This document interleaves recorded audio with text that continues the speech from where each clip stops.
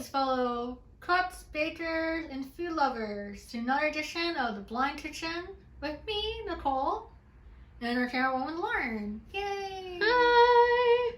And today, due to the holiday season, we're making cookies! Cookies! What kind? So, we're making chocolate chip, and then we're also going to make peanut butter chocolate chip. So every year we will make tins of cookies with candies, and originally started out as a thank you to our professors at college, because I feel like teachers are underrated and aren't really thanked. And underappreciated? Exactly. And then it blew up to being to friends and family and people that don't have anyone for Christmas as a way to cheer them up. It got a little expensive. So we went back to just give them out to people that are nearby that we don't send out to people. Or those that we're close to that don't have anyone to celebrate Thanksgiving or Christmas with. Exactly. But it's not like the previous years where we send out like 12 tins. That's funny though. It was funny, but not price-wise affordable. Hey, we're gonna send off all our packages to the post office.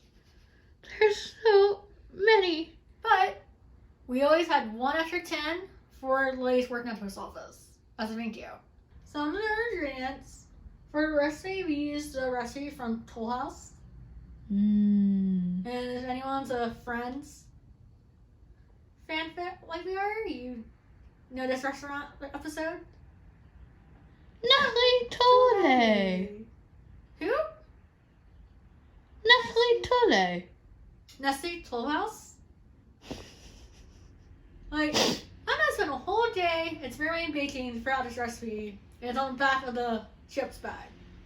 Hey, I give her props. She came pretty close. She did. That was kind of funny. By just tasting it. That's gonna be Nikki's trick. So the ingredients are, since we're doubling recipe, we're doing a double, not a single batch, is 2 cups of butter, or 4 sticks, which we had in bowls, so we had to melt a little bit because you're supposed to leave them out for most of the day at room temp, and we don't have time for that. So imagine in the microwave. Shortcut. 1.5 cups dry heavy sugar and light brown sugar, 4 eggs, and here I have 5 cups of flour, salt, and 2 teaspoons of baking soda, and vanilla, which will be 2 teaspoons. And I like to shift my dry ingredients and not have to do that with the sugar, but my niece got a hold of my bit sifter and used it as a toy, so we had to throw it out, and the new one did not come in time. So we had to do, right, Larry? Like a true chef or baker. Improvise. Yep.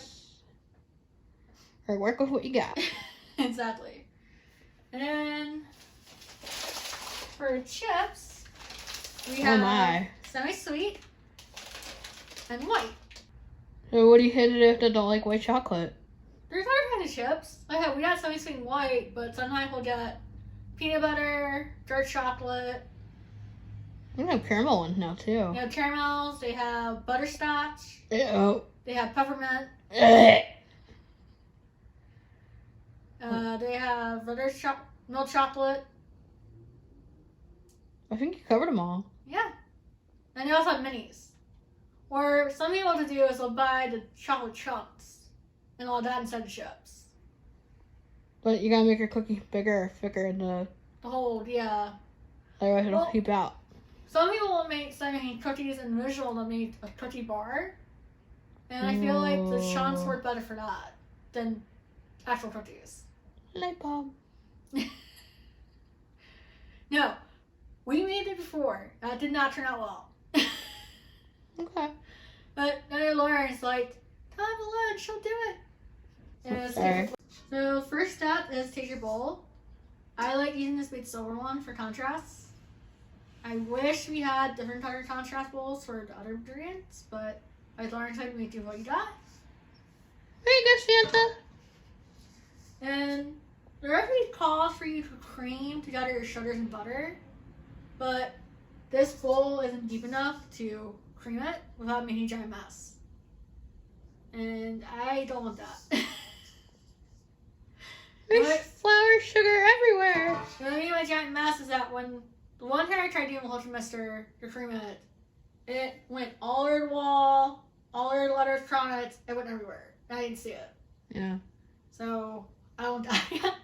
We're going to take that step out entirely. But you can try it. So another way to do it, and I'm going to trade places with Lauren because she has more sugar ingredients than I do, is to use a spoon and whip it, the sugars and butter together, until it's nice and creamy. Whip it. Whip it good. So I'm going to put the ingredients in the bowl, and then me and Lauren will switch. Yay! Oh, sorry, Lou.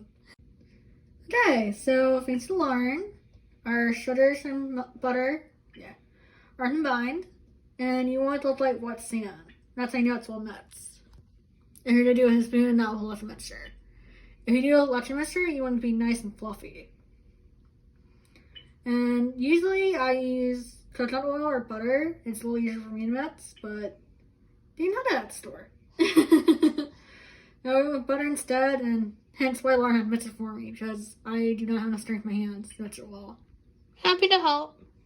Now, nuts is the eggs. You're going to use 4, and you want them also to be room temperature.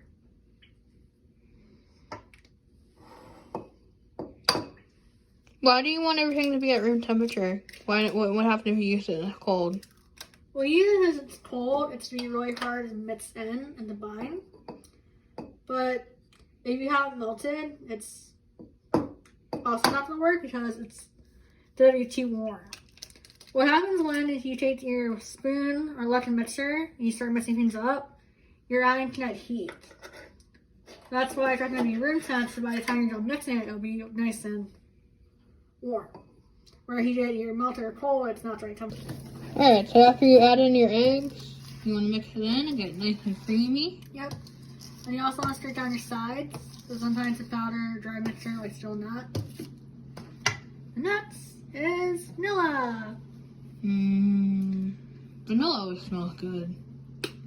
Like I said in the last video, it's good to use a squeeze bottle, because that way you control how much comes out.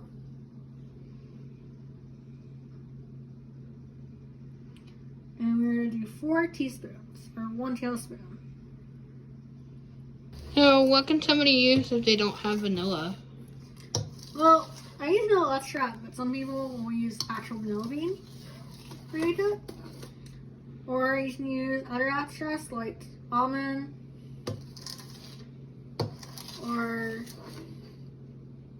I think the only touches I know of your almond or vanilla. But directly calls for vanilla, that's all we use. But if you don't have extract, but you have beans, that can work too. So the next one, that's all our wets. The final one is dry.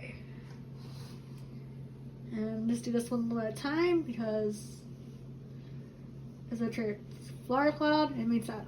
And the next step is once you get all the flour and it's the texture versus how tacky you want the dough to be and you're happy with it. Then you get the fun job of what Nikki's doing, is adding, folding in chocolate chips. We did half white and half milk chocolate. Yep. Don't worry, my hands are clean. And then after the chips are combined, we're gonna chill it, and then it's baking time. Yep. Now you recommend you chill it for at least an hour or more, and that'll make it less tacky. I would say without much dough, at least 2 hours. Yeah. Cookies galore. But since we live with our parents, it's not always the case. What? Hey, Mom, Dad, I want cooking now. It's not ready. I don't care. Ta-da! You ready from the other batch? I want to show you what you want it to look like. Oh. Yeah, so what happened is that this shows you that even if you're a very experienced baker with a couple years on your belt, you can still have hip up with baking. So we're not sure if we added too much baking soda, not enough flour, her pan was too hot, her batter wasn't cold enough, or her butter was too soft. But when we baked the cookies, they came out flat as pancakes and spread out. I don't know. I thought they tasted pretty damn good. So if you're not going for aesthetic and you just want warm homemade cookies, you can still redeem it. Yeah, but if you're like me and you want to look like cookies from bakery, you're not too very happy with it. Like the one we showed? Yeah. What? Nothing. It's just funny, that's all. I don't know. I mean, these are... Okay. I don't know. I mean, these look like how you want them, but little bright lights for cookie. I plead the fifth. I can agree nor deny your statement. Oh, I'm not showing that even the bestest bakers still have hiccup days. But you gotta brush yourself off and try again. Yep. And don't repeat the same mistakes. Right. It's kind of hard to not repeat them if you don't know what you did wrong now. Alright. Well, like I said, usually you make cookies and you use coconut oil. Maybe that's it. It's just getting back to using butter. Maybe. Or not having the shifter.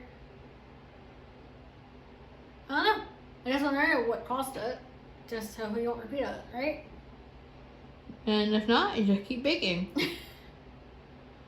That's the lesson I learned for today, is that if you have a bad day, pick yourself up and push forward. That's true. So, despite them turning out flat, we're still gonna make them because I don't think you should waste product when you can't really afford a lot of extra stuff. And it's the thought that counts. Yeah.